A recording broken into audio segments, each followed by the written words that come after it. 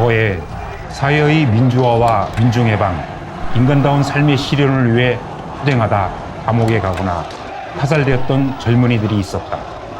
그리고 쇠창살에 갇히거나 죽은 자식들을 대신해 거리의 퇴사가 되어야 했던 그들의 어머니들이 있었다.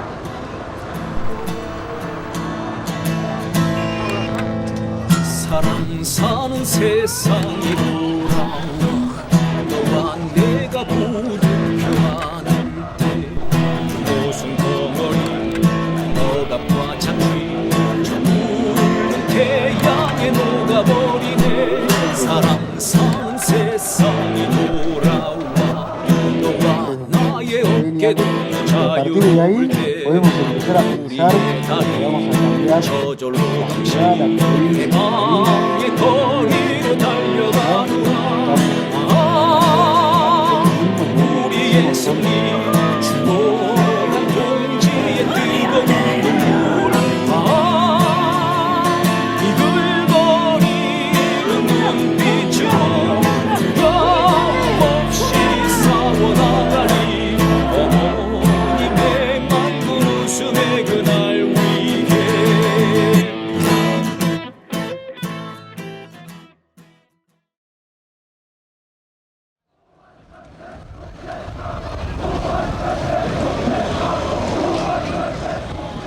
그녀들은 강렬하는 땡볕 아래 드리운 나무 그늘이었고 퍼붓는 소나기를 대신 맞아주던 우산이었다.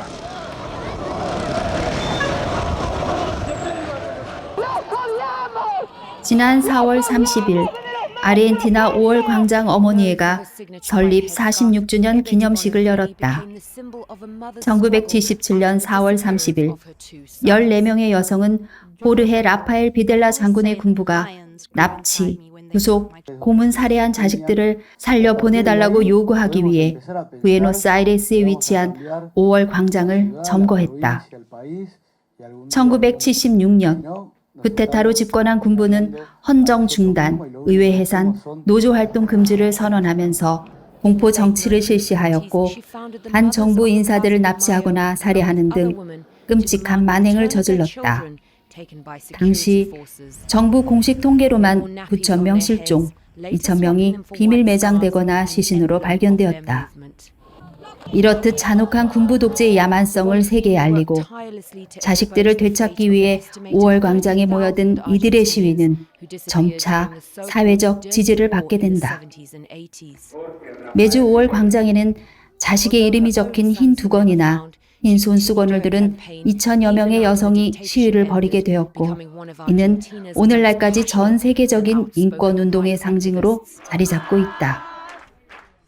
식민 지배와 군부 독재라는 비슷한 아픈 역사를 갖고 있고 그 역사를 저항과 투쟁으로 극복하고 있다는 점에서 아르헨티나 5월 광장 어머니회의 기억, 진리, 정의라는 슬로건은 우리에게도 여전히 큰 울림으로 전달되고 있다.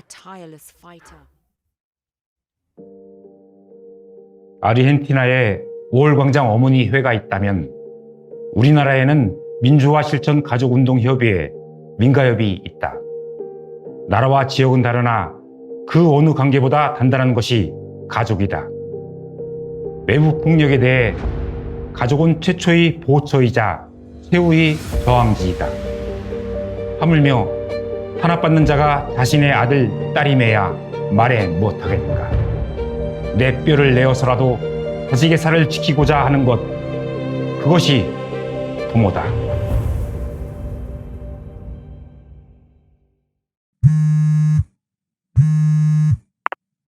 너 6월항쟁이 무슨 날인 줄 알아?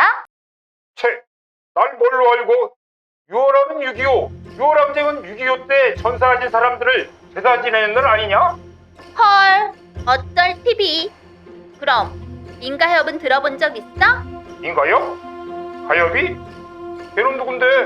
어쩔 TV. 너 진짜 끝내준다. 어처구니 없지만 6월항쟁 기념일을 현충일로 알고 있고 6월항쟁을 6.25 때 돌아가신 분들을 추모하는 날로 알고 있는 학생들이 대법 있다. 마찬가지로 민가협을 물으면 민가협이 누구냐고 되묻는 사람이 꽤 된다. 세월의 역습이고 역사가 제대로 전달되지 않는 폐해이다. 민가협은 박정희 유신 독재 시절부터 박해를 받아온 가족들과 미 문화원 사건, 민정당 연수원 정거 농성 사건 등 민주화를 요구하다 구속된 수많은 학생들의 가족이 모여 1985년 12월 12일에 결성되었다. 민가협은 국가폭력으로부터 딸과 아들을 잃은 어머니들로 대부분 구성되었다.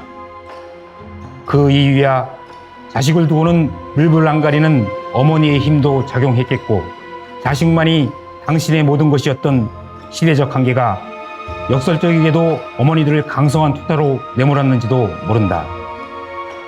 민가협은 태동과 함께 인권의식의 확산을 위해 양심수 석방, 국가보안법을 비롯한 비민주적인 법제도 개선과 사회적 약자와 후수자들의 인권 증진을 위한 활동에 매진해오고 있다. 대전 민가협은 당시 민중교회 유형소 목사가 통일운동가인 정효순 선생에게 교도소에 갇힌 학생들을 위해 전달해달라며 몇만 원의 영치금을 건넨 데에서부터 출발하였다. 정효순 선생은 강구철, 오수진, 이근화, 장수찬, 성시철, 송인용 씨 등 대전 출신의 양심수들의 존재를 파악하였고 이후 그들의 어머니 등 민주화 운동 관련 구속자 및 양심수 가족 18명을 회원으로 하여 1986년 11월에 대전 민가협을 출범시켰다. 초기 민가협의 주된 활동은 소위 말하는 법정 투쟁이었다. 당시 검사는 물론 판사조차도 피의자 신분으로 출정해 있던 학생들에게 윽박과 겁박을 지르던 것이 의례적이었고 학생들은 그런 법정 분위기에 기가 눌려 죄인처럼 고개를 숙이고 있을 뿐이었다. 학생이면 학생답게 공부나 할 것이지 데모는 무슨 뼈 빠지게 고생하는 부모 생각은 안 하나? 민가협 어머님들은 윽박지르는 검사나 판사에게 되려 호통을 치며 단죄와 처벌의 법정 분위기를 투쟁의 장으로 변모시켜 놓았다. 판사님, 어떤 훈계질이요? 나라와 국민을 위해 일신영달을 벌이고 못된 정권하고 싸우는 학생들에게 칭찬은 못해줄 망정 왜 호통을 치고 난리래요? 덕분에 학생들은 잃었던 당당함과 의연함을 회복할 수 있었다. 이제 전국 민가협은 1985년 12월에 결성이 됩니다. 근데 1985년 하면 이제 전두환 군사 독재 시절이잖아요. 이제 이 두 가지가 항상 문제가 됐죠. 하나는 표현의 자유가 완전 이제 막혀가지고, 이게 정치적 양심수, 그러니까 정치 활동을 하고, 정부를 비판하고 하는 사람들은 이제 사람 취급을 안 하는 거예요. 그냥 이제 무작정 잡을 때부터 두드러 패서 작사를 내갖고 이제 체포를 해가지고, 이게 구속이 되면 조사 단계에서는 경찰한테 두드러 맞고, 또 검찰로 넘어가면 검찰한테 또 두드러 맞고, 그리고 이제 재판정 가면 끽소리도 못하고 판사님한테 이게 이제, 그러니까 활동 자체도 되게 탄압이 심했지만, 조사 과정이나 구속된 이후에 형사소송법이나 인권 이런 게 거의 무시되던 시절이잖아요.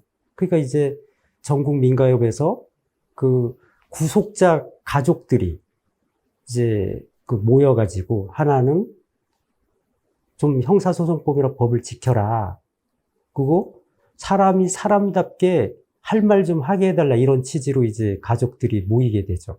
85년에 12월에 그런 시대적 상황 때문에 구속자의 어머니들이 이제 모이게 된 거고, 초창기 활동은 진짜 힘들었어요. 이게 서울하고 많이 차이가 이제 86년, 87년 이제 6월 항쟁을 겪어서 서울은 재판 투쟁을 주로 이게 지원을 하고, 쫓아가거든요, 어머니들이. 그러면은 서울은 그 검사가 이 학생에 대해서 그 집시법 위반, 뭐 국가보안법 위반 막 이렇게 해가지고 공소장을 하면은 방청석에서 어머니들이 저런 어용 검사는 막 해가지고 그게 왜 죄가 되냐 막 이렇게 따져서 학생들이나 그 재판정에 있던 어머니들이 이제 조금 쉬운 말로 기가 좀 이렇게 살고, 검사나 판사들은 기가 푹 죽어갖고 말도 잘 못하고 막 이제 막 고무신 집어 던지고 그러면 판사들은 도망가고 재판하다가 뭐 이런 분위기였어요. 그런데 대전은 그 학생들이 이 법정에 딱 쓰면 검사가 막 윽박지르고 막 비싼 등록금에서 했더니 뭐 훈계하고 또 판사도 그러고 그러면은 그냥 학생들은 고개 푹 숙이고 가만히 이제 반성하는 듯한 태도를 보여야 되는 분위기가. 그래서 그 초창기에 민가의 어머니들이 그 서울하고 대전의 법정, 서울을 이제 많이 오가면서 그걸 봤기 때문에 이 법정 분위기를 서울하고 똑같은 분위기로 바꾸는데 이제 1차 목표를 두고 주로 활동을 했죠. 그래서 검사들이, 대전 법정에서도 검사들이 훈계를 하고 막 다그치고 막 그러면 이제 정효순 어머니나 그 민가 회원들이 벌떼같이 들고 일어나서 지금 그 올바른 그 활동을 했는데 그걸 왜 죄인 취급하냐 막 해가지고 이제 난리를 치면서 대전 법정도 분위기가 지금 달라지게 되죠. 장삼이사, 장씨의 셋째와 이씨의 넷째라는 뜻으로 이름이나 신분을 알 수 없는 평범한 사람을 이르는 말이다. 애초 민가협 어머니들에게 투철한 역사의식이나 시대적 소명의식이 장착되었던 것은 아니다. 세상 대부분의 어머니들이 그러하듯 그녀들 또한 남편 봉양과 자식 뒷바라지를 자신들의 업으로 알고 살던 평범한 안악들이었다. 올해 91세인 김옥란 여사는 50대의 남편과 사별하고 보험 설계사를 하며 어렵게 자식들을 부양하며 살았다. 외동아들인 송영배는 그녀에게 삶의 보배이자 고단한 삶을 버틸 수 있는 희망이었다. 그런 그녀에게 어느 날 날벼락이 떨어졌다. 아들 송영배가 구속되었다. 제가 잡혀 들어갔던 게 86년 6월 12일이거든요. 그럼 뭐 날짜를 안 잃어버려지더라고요. 그 전에 86년도 그때가 누나 혼인날 일주일 앞때 너네 붙들려 갔어.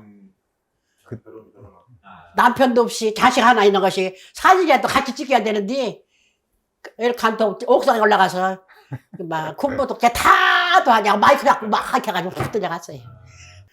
맞아, 그래, 그랬었는데. 내가 어떡했어요? 내가 어떡했어? 그 사람 정말 가슴 아프지. 네, 6월 12일 날 대전 은행동에 그 금강제화라고 있었어요. 그 4층인가 5층짜리 건물이었는데 그 옥상 점거하고 그 시위를 했죠. 그래서 그 사건 때문에 잡혀 들어갔죠. 뭐 그 전에 한 6개월 정도 수배 상태였었고. 한번 도망다녔겠죠. 뭐. 어머니 김옥남 여사는 사태를 어떻게 대처해야 할지 몰랐고 속만 새까맣게 탈 뿐이었다. 그런 그녀에게 민가협 어머니들에게서 연락이 왔고 비슷한 처지의 그녀들을 만나면서 김옥남 여사는 마음의 위안을 얻을 수 있었다. 저 무서운 판사, 검사 나리들을 향해 삿대질을 하며 고래고래 항의하는 동료들을 보고 김옥남 여사는 세상 참 요지경 속이다라는 생각을 하였다. 무엇이 저들을 저리 용감하고 당당하게 행동할 수 있게 하는 것일까? 답은 의외로 간단했다. 자식에 대한 믿음. 내 아들이 설마 나쁜 짓을 하지는 않았을 것이다. 독재가 무엇이고 민주가 무엇인지는 모르지만 독재를 반대하고 민주를 꿈꾸는 자식들의 그 주장과 행동이 옳다는 자식에 대한 신뢰. 그것이 그녀들을 그리 물불 안 가리는 맹렬 여성으로 만들었다는 생각이 들었다.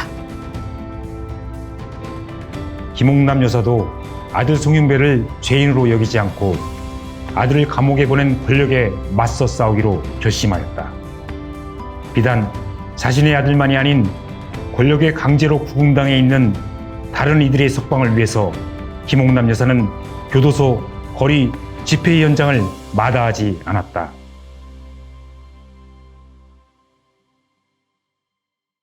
보험회사 다니면서 데모해가면서 나도 데모했지. 데모해가면서 면회 다니가면서 또 자식 깐부위가니 없는 돈에서 면회 가야지. 조금부터 어떻게 해서 영치금 넣어줘야지. 참 열심히 살았어요 우리. 데모할 때 참 데모하러 나가고 막 프랑크 들고 앞에 나가서 참 바빠 죽겠고 그리고 또 가슴이 두근두근 하면서도 아들 늦게 또 했고 그랬어요. 근데 뭐 민가협에서 엄마들이 모여서 이제 점심도 같이 식사도 하고 하는데 그때 송자빈 씨라고 있었는데 돌아가셨는데 송자빈 씨하고 미국 선교사인지 미국 사람이 같이 이렇게 왔어요. 이거 법원을. 그래서 제가 재판을 하는데 수갑 제가 와서 그냥 수갑 풀으라고 민가협 엄마들이 막 여친이 그걸 풀어줘서 헥터서니 군부독재 타도하자 또 거기서 또 외치더라고. 그래서 막 가슴이 벌렁벌렁 죽겠지 나는. 근데 그 송자빈 씨하고 선교사인지 미국 사람이 있는데 노고개를 가져와서 녹음을 했으면 참 좋았을 건데 잘했다고 그게 칭찬을 나를 막 그게 하나 잘한 것도 않고 막 내 가슴에 벌렁벌렁 하나 죽겠는데 그런 소리를 하는데도 그래도 조금 한편은 이해가 좀 되고 그래서 송정배로 인해서 내가 조금 좀 담담해지기도 하고 조금 똑똑해졌다고 싶기도 해요. 그럴 때도 있어요. 그렇게 장사 미사의 안악들이 감옥에 갇힌 자식들을 대신해 권력의 부당한 행포에 맞서는 거대한 스크럼이 되어 있었다. 아들 송윤배 씨는 해맑게 과거의 이야기를 추억처럼 반추하는 90의 어머니를 지켜보자니 알 수 없는 회한과 미안함이 밀려온다. 하루는 학교에서 나와서 항상 그때는 이렇게 교회를 들려서 잠깐 기도를 하고 집에를 갔었어요. 그러다가 사실 고민이 됐었거든요. 도대체 민중이라 하면 구체적인 모습은 어떤 걸까? 그런 걸 한참 고민할 때인데 기도를 하고 이렇게 집에 오려고 하는데 저 앞에서 엄마가 걸어가고 있더라고요. 근데 뭐 힘들었겠죠. 사실 하루를 이렇게 마감할 시간이니까. 근데 이렇게 어깨가 되면 이렇게 축 처져가지고 이렇게 걸어가는 모습을 이렇게 뒤에서 봤어요, 제가. 근데 목이 메어서 엄마를 못 부르겠더라고. 그래서 뒤에서 이렇게 한참을 봤는데, 내가 책에서 그렇게 봤던 민중의 모습이 바로 앞에 있구나라는 생각이 드는 거예요. 그래서 사실 그때 좀 혼자 울었어요. 너무 가슴이 아파가지고. 어떤 막연하게 민중, 없는 사람들, 민중 이런 거 되게 막연하게 생각을 했는데 나한테서 가장 가까운 사람의 모습에서 그걸 발견했을 때 사실 운동을 하는 데 있어가지고 더 마음을 좀 강하게 먹는 요인 중에 하나가 됐었죠. 가슴이 아프기도 했었지만 사실 벌써 40년 조금 안 됐네요. 제가 교도소를 갔었던 게. 형제들이 이런저런 불이익을 봤다는 얘기는 들었었는데 저한테도 얘기를 안 했어요, 사실. 그래서 잘 몰랐어요. 그러다가 뭐 최근 몇 년 전에 막 스치듯이 뭐 한마디 얘기하고 뭐 이런 식으로 이렇게 그래서 조금씩 알게 됐는데 오늘 같은 경우도 뭐 만기부회들도 쫓아오고 하다못해 동사무소 직원까지 쫓아왔다는 얘기도 사실은 오늘 처음 들었어요. 예. 뭐 별게 아닐 수는 있겠지만 사실 가슴을 한 대 이렇게 툭 하고 맞은 그런 기분이었었는데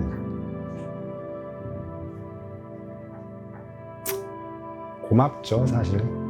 그 시대를 같이 견뎌준 거니까 마음 한켠에서 미안하고 더 이상 그만 둬요. 그만하고. 이게 40년 전에도 눈물이 나오네.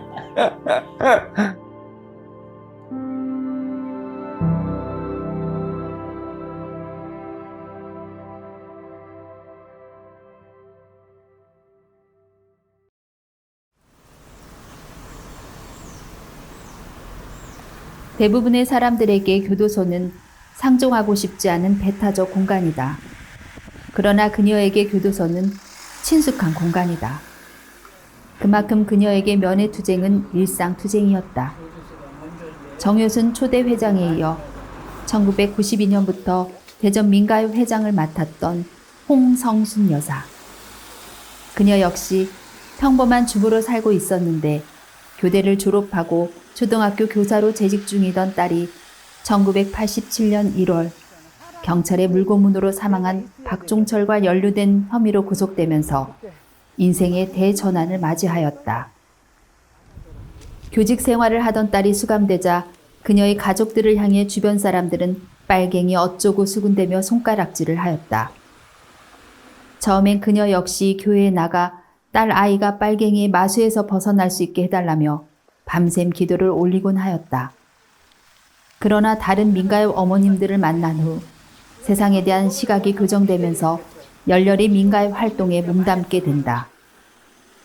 그녀가 대전 민가협의 2대 회장이 되면서 그녀가 운영하던 식당은 자연스레 회합의 장소가 되었고 그곳에서 민가협의 활동 내용과 방향이 마련되었다. 아이고 말도 말아요. 대전교도소 서울에서 차로 몇 차씩 오면은 밤새서 거기서 농성을 했어요. 그러면 내가 육개장을 누가 끓여달라고 그래요. 돈을 주기를. 육개장 끓이고 밥하고 해서 우리 영감 참 착해요. 자기는 운동 안 해도 너무 고맙게. 썩은 승용차 하나 내가 어디서 갖다 줬더니 거기다가 다 배달을 해주네.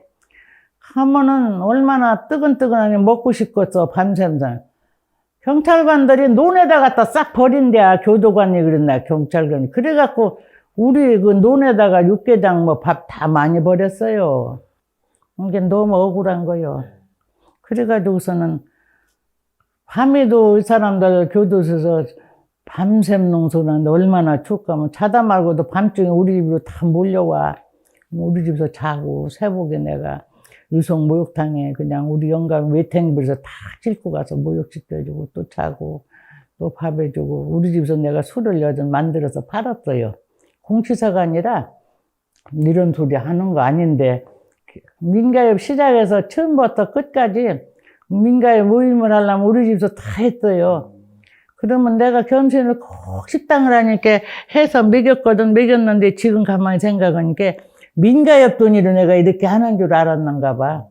아이고 현주 엄마 혼자만 이렇게 해서 어떻게 이런 말 하는 사람 한 사람도 없고 그 서울에서 뭐 한 30-40명씩 나와서 그렇게 와서 잘해주는 일 못했어도 막 우리 집에서 대말라면 막 며칠씩 자고 낮에는 또 거로 가고 막 그래도 이렇게 해주면은 아유 현주 엄마 이렇게 혼자 수고해서 어떻게 이러는 사람 하나도 없어. 잘 먹었다고 하는 사람도 하나도 없고. 근데 어떻게 내가 이걸 받고 싶어서 그러는 게 아니라 인사도 안 나. 그렇게 생각을 했는데 나중 생각에 민가협 돈으로 내가 하는 줄 알았나. 그런 생각이 들어가더라고. 대전 민가협은 회원 애경사 등 협력사업, 양심수 법정 투쟁 지원, 민주통일 관련 집회 및 행사 참석, 대전교도소 수감 양심수 지원 투쟁, 국보법 철폐 양심수 석방 투쟁, 비전향 장기수 석방 투쟁 및 사랑의 집 후원, 지역 내 관련 단체와의 연대 활동 등 폭넓고 왕성한 활동을 전개하였다. 세월의 풍상은 그 누구도 비껴가지 않는다. 자식을 위해 몸부림치다가 얼결에 투사가 되었던 그녀들. 그렇게 투쟁하다 보니 혈연적 가족이라는 범주를 벗어나 가슴으로 낳은 수많은 자식들의 어머니가 되었던 그녀들. 차별 없는 사랑과 연대, 공감을 아낌없이 행사했던 그녀들 역시 시간 속에 신압으로 늙어가고 또 세상을 떠나갔다. 지금 뭐 다 죽고 남은 사람 전화번호도 잘 모르고서 아는 사람이 우리 저기 송영배 어머니하고 저기 김선아니 엄마라고 목포에서 살아요. 그래서 두 사람만 지금 전화 연락하는데 근데 전화를 통 몰라요. 이제 첫 번째는 정말 건강했으면 좋겠고요. 두 번째는 그 예전에 활동했던 분들이 다 흩어져 있거든요.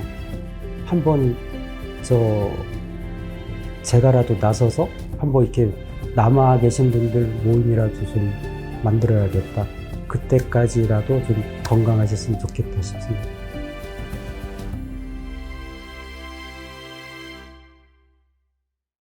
그렇게 지난한 싸움 속에 수많은 세월이 흘렀지만 그녀들이 자식들과 함께 만들고자 했던 그들의 꿈은 이루어졌는가?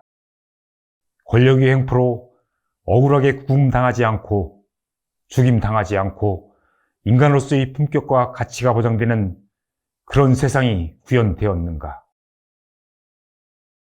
안타깝게도 그렇지 못하다.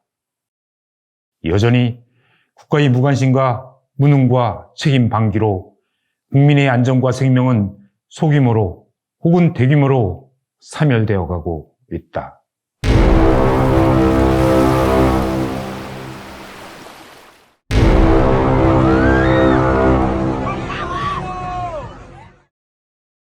과거 고달팠던 민가협 어머니들의 순환은 오늘날 비극적이게도 세월호 어머니, 이태원 참사 어머니들로 이어지고 있다. 혹시나 사망자에 우리 아이가 있을까봐 어떻게 전화를 해야 될지를 몰라서 여동생한테 전화를 해서 전화번호를, 사망자 확인을 할 수 있는 전화번호를 언니를 알려줘라. 그렇게 얘기를 하니까 저희 여동생이 전화번호 하나를 알려주더라고요. 경찰서 전화라고 해서 친구 전화를 가지고 제 전화랑 같이 20번을 넘게 계속 전화 통화를 해서 연결을 했어요. 연결을 하고 아이 주민번호를 대니까 아이 있는 곳을 알려주시더라고요. 예진이는 사망한 상태였고요. 시체 안시실에 들어가서 이제 아이 상태를 확인하려고 들어갔더니 아래쪽에서 열어서 아이를 패드를 빼서 보여주시는데 만지지는 못하게 하시더라고요. 아이 얼굴만 보라고 해서 그냥 주저앉아서 아이만 계속 쳐다봤어요. 우리 아이 상태가 어떤지, 우리 아이는 맞는지, 이게 현실인지 하면서 계속 봤어요, 아이를. 아이가 왜 거기까지 갔는지 알 수가 없고 그냥 사망진단서에 나와 있는 압사, 추정 그게 다인데 사망 시각도 알지 못해요. 그냥 통상적으로 그냥 10월 29일 똑같은 시간에 아이들이 다 사망했다고 나오는 그 시간 말고는 알지 못해요. 근데 실제로 그 아이가 그 시간에 잘못됐을 거라고 생각하지 않아요, 저는. 왜냐면 아이 친구가 10월 29일 날 11시 좀 넘어서 아이 친구 엄마한테 경찰이 찾아왔다 그러더라고요. 응급실에 아이가 있다고. 그럼 같이 3명이서 있었는데 그 아이는 응급실에 있고 그렇다면 우리 아이도 살아있지 않았을까? 그 시간까지는. 적어도. 대한민국의 수도 서울의 거리에서 159명이 사망했는데도 책임자 하나 제대로 처벌하지 않고 진정에서 우러난 사과 한마디 하지 않는 이런 나라. 정신적, 심리적 폭력이 난무하는 이런 나라. 여전히 우리는 온전한 국가를 갖고 있지 못하다. 핵심적인 건 어떻게 됐든 정확한 참사 원인하고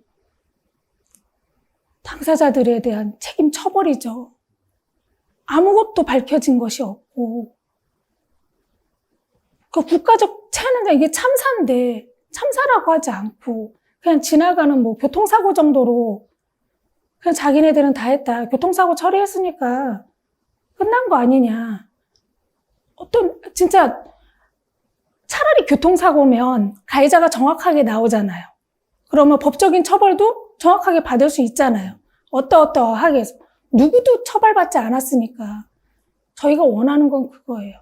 정확한 진상 규명을 통한 책임자 쳐버리죠. 수십 년 전 민가역 어머니들이 그랬듯 세월호 이태원 참사 어머니들 역시 오늘도 거리로 나와 투쟁하고 있다. 과연 우리들의 대한민국은 안녕하신가? 우리는 세상 참 좋아졌다는 표현을 곧장 쓴다. 지금 평범한 우리가 누리는 생활의 편의는 조선시대 왕의 호사에 결코 뒤지지 않는다. 인권 보장과 민주주의 진척도 과거 권위주의 독재 시대에 비해 진일보한 것은 사실이다. 과거에 비해 상대적으로 살만한 세상이다. 그러나 과연 정말로 살만한 세상인가? 생활의 편의는 사람들에게 골고루 제공되고 개성과 인권은 평등하게 보장되고 무엇보다도 사람마다의 삶의 무게가 과연 균등하게 대접받고 있는가? 삶과 죽음은 동전의 앞뒷면이다. 삶이 균등하게 인정받지 못하니 죽음 또한 경량화된다. 세월호 이태원 참사에서 목도되는 망자들에 대한 권력의 태도는 그들이 국민을 대하는 평상시의 태도이다. 국민을 대하는 아주 오래된 그들의 전통이다. 도둑맞는 자는 기도하지 말고 소리 질러야 한다. 그것이 저들에 맞서는 우리의 방식이고 전통이다. 그녀들은 어쩌면 시지프스일지도 모른다.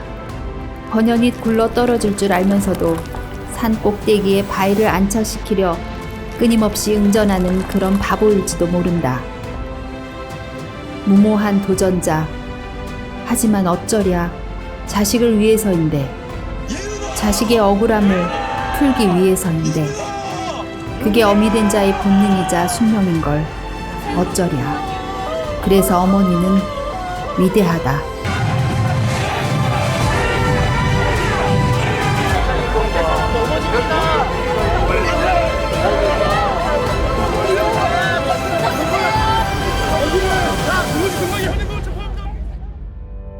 또 하나 어머니들의 위대한 점은 협소한 자식에만 머물고 있지 않다는 점이다. 내 자식의 안위와 보존만이 아닌 보편적 인류의 기초에 순환받는 다른 이들과 연대하여 그들을 위해 함께 싸운다는 점이다. 제가 이번에 이태원 참사를 겪으면서 제일 후회했던 게, 우리 아이가 세월호 때 딱 졸업을 수학여행을 예약을 했다가 취소를 했어요. 딱 그때 시기거든요, 저희 아이가. 나의 아이들하고 같은 나이의 아이들인데 그 부모님들의 심정을 그렇게 와닿지 않았어요. 내 일이 아니다 보니까. 내가 그래서 저분들을 외면해서 내가 벌 받았나? 이런 후회 자책이 너무 많이 되더라고요. 좀 더 신경 써줄 걸. 노란 리본 볼 때마다 아직 저거 다 안 지난 건가? 다 끝나지 않았나라는 그런 생각을 했던 내가 너무 밉더라고요. 어떻게 그렇게 내 아이하고 똑같은 나이의 아이들이 갔는데 이렇게 내 삶만 살았을까? 정치도 관심이 없었고, 솔직히 누가 누군지 알지도 못했고, 대통령 선거라고 하니까 그때서야 뭐 대통령들 공약을 보면서 선거를 했을 뿐이지, 내 지역의 국회의원이 누구인지, 정책이 무엇인지 그렇게 관심 있지 않았어요, 저는. 그냥 평범하게 직장 생활하고 그냥 이제 내 아이만 생각하면서 살았던 것 같아요. 좀 이기적으로 살았던 것 같아요. 더 이상 외면하지 않고 나만 생각하지 않고, 사회는 같이 살아가는 사회인데 내가 너무 무관심했구나. 그 생각을 제일 많이 했거든요, 저희 아이 가면서. 그리고 시민대책이라든지 이걸 처음 알았어요. 이런 도움을 주시는 단체가 있는 것도 처음 알았고, 변변이라든지 이렇게 도움을 주시는 분이 있으니까 그분들도 해나가고 있구나. 그리고 나도 해나가야겠구나. 정말 고맙고 감사하고 그 생각을 많이 들었어요. 뭐 특별히 제가 뭘 어떻게 한다 이거는 아니지만 무언가 일이 있을 때 제가 조금이라도 도움이 된다면 거기 연대에서 나가서 말씀드리고 도와드릴 수 있는 게 있다면 도와드리고 싶어요.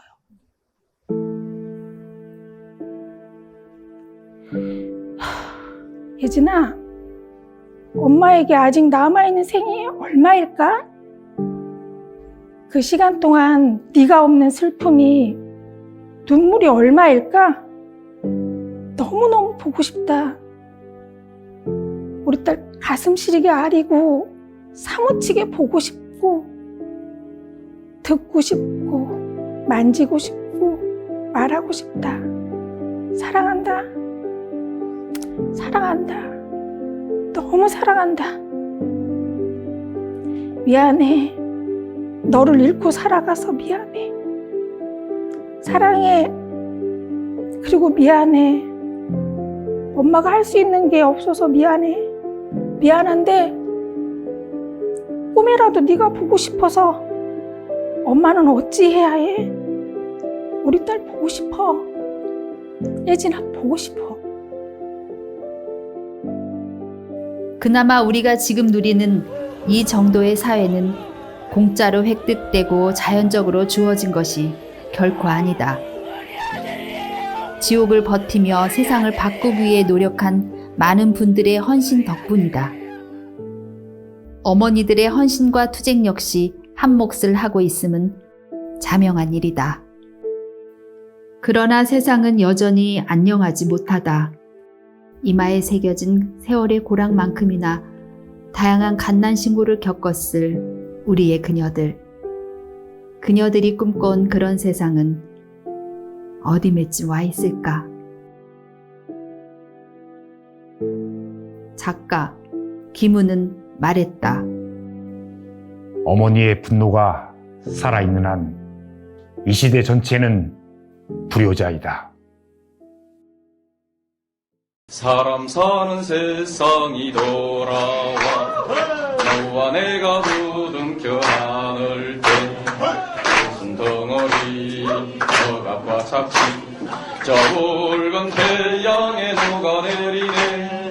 사람 사는 세상이 돌아와 너와 나의 어깨 동무 자유로울 때 우리의 날이 저절로 등신 저리로 달려가노라. 우리의 승리 죽어간 동지의 뜨거운 눈물 이걸 거리는 눈빛으로 두려움 없이 싸워나가니 어머님의 맑은 웃음의 그날 위해